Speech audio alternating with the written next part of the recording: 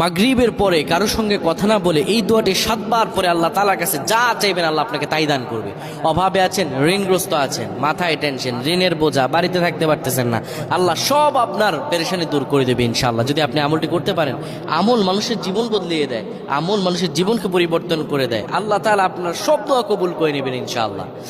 মাগরিব নামাজের পরে কিবলামুখী হয়ে থাকবেন, কারোর সঙ্গে কথা বলবেন না, কারোর সঙ্গে কথা না বলে কিবলামুখী হয়ে আপনি পড়বেন আল্লাহুম্মা আজিরনা মিনান নার, আল্লাহুম্মা আজিরনা মিনান নার, আল্লাহুম্মা আজিরনা মিনান নার।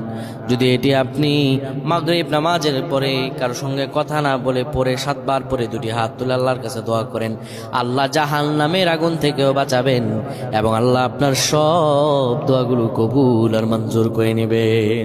আল্লাহুম্মা আমিন।